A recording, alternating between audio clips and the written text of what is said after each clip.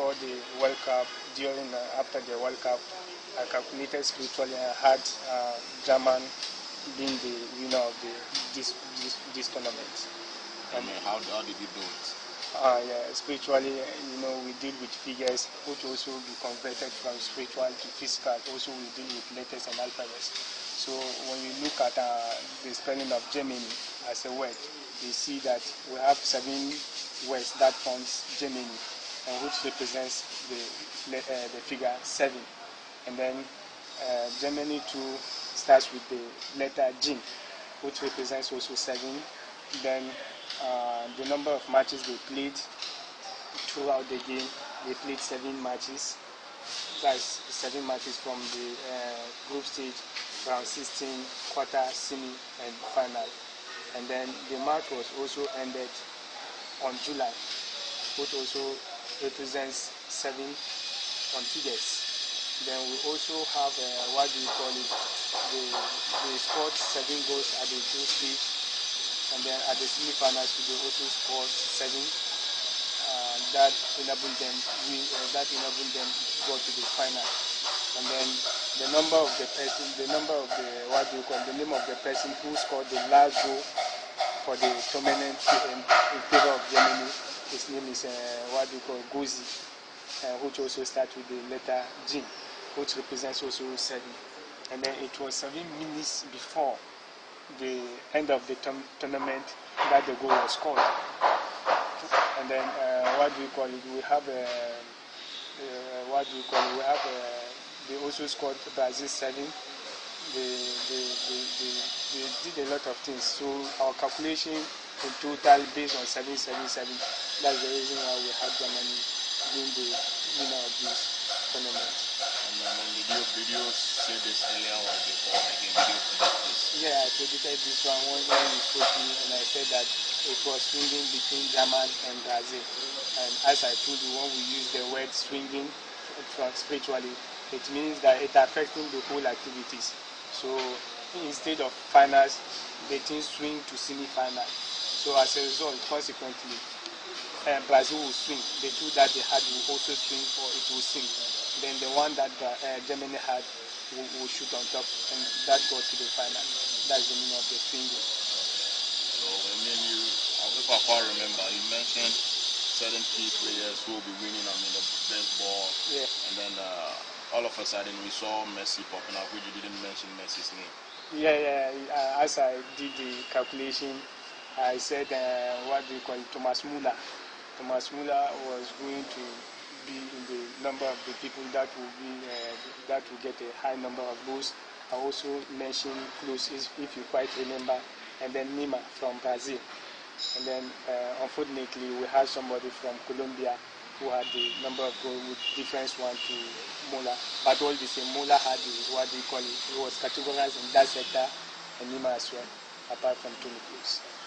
So, what you are saying, in all, are you saying that your predictions were on point? They were on point, most especially about the winning team, that's Germany. And there are also, if you quite remember, I showed you the daily guide, that's 11 June 2014, the headline, top goal scoring. And then I said that Germany was going to be the team with the highest number of goals. If you quite remember when we spoke with you with the correspondent at Rabat. Alright, so you made various predictions as to penalty kicks, free kicks, attendance and all those things confirm. Yeah. Some of them. But the major ones that I made, you see, we have the minor and we have the major. The major prediction I did was when you asked me about Ghana, and I said that Ghana will not go beyond the group stage. Then about the winning team, that's Germany. Then about Brazil, Germany is going to be the top goal scoring. Then I talk about Thomas Müller, who was going to add an hat-trick, if you quite remember. I talk about Thomas Müller as well. Then I talk about Neymar was likely going to be injured. If you quite remember, I said all this came to pass. But the rest of the fouls and the free kicks, they are minor. So I'm a human being. Maybe they are subjective. But the major ones have come to pass. And I thank God for that. So have you done assessments to see if Ghanaians really believe in you? Yeah, definitely they believe me. Not even Ghanaians, globally they believe in me because what I said has come to pass. That's the major predictions I made has come. Most especially, the main thing is just to see the team winning the cup. You see, out of 32 teams, and somebody was able to see and had two teams meeting, and then in the end he seat and had one team. That's Germany. You see that it's not a common task. Even the day before the match, it was written on Daily Guide. I told them I congratulated Germany in advance whilst waiting for the match. You can find out from the editor, Daily Guide editor. So that's the main issue. Germany winning the cup, Germany to have the number of what we call it, goals scored. And then I talk of Podolski scoring the final goal of the match, if you quite remember. And then unfortunately Podolski didn't play. But the person who played and scored the one goal, he was wearing number 19, right? And that's Podolski was wearing 19 before. So he's wearing the jersey number of Podolski, but it's not Podolski who scored the goal. So you see that it's corresponding. And so why didn't you see that? At least if, from your perspective, what you're saying, okay, it's Podolski, but didn't you see anything of change in your predictions or your calculations? No, you see that there will be some spiritual mislabeling. I'm a human being. But I saw that because Podolski used to wear that jersey number, so that's why, me, I don't watch football. So I asked my officials number, this, and they say Podolski, so I wrote it there. So that's the reason why. Alright, so now the World Cup is over. What's next?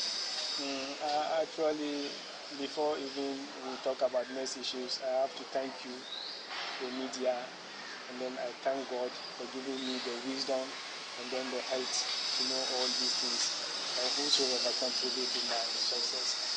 But the next thing is I'll get in touch with you and tell you what is going to happen as to whether they will maintain the cup 2018 in Russia, or the cup will go out from them. I'll give you the spiritual update. No, I've not done that one because you know that the World Cup has just ended, so I have to take my time and do the calculation. And actually, I pledge that I'll give you that update, whether the cup 2018 they'll maintain the cup or the cup will receive from them. We're entering into another football season, which is the UEFA Premier League whatsoever. Okay. Have you started calculations into those games? No, I don't know even about the games. You know me, as I told you, I don't look at football. I don't do anything. So they have to tell me that there will be a tournament or something of that sort before I do the calculation. So who told you of the World Cup? Why did you win? But the World Cup, that one, it was open to everyone. So they told me that there was something like World Cup, so I should do the calculation. Then I did the calculation. Unfortunately, I had it, and it was not a guesswork. And from my my previous calculation, I said the most toughest match will be between Brazil and Germany. Germany and Ghana, if you quite remember. And the reason why I had that calculation was that because Ghana started with the letter 7, which represents June, and then Germany as well. I did a lot of calculation about the World Cup. And then I talk of I did some calculation and see that Tony Kroos is going to be the future coach of Bayern Munich, and then the captain, Kate Lam, is also going to be one of the coaches. That's the future predicted that I'm seeing for now. I don't know if yesterday Philip Lam officially retired from international football. Is that a POP?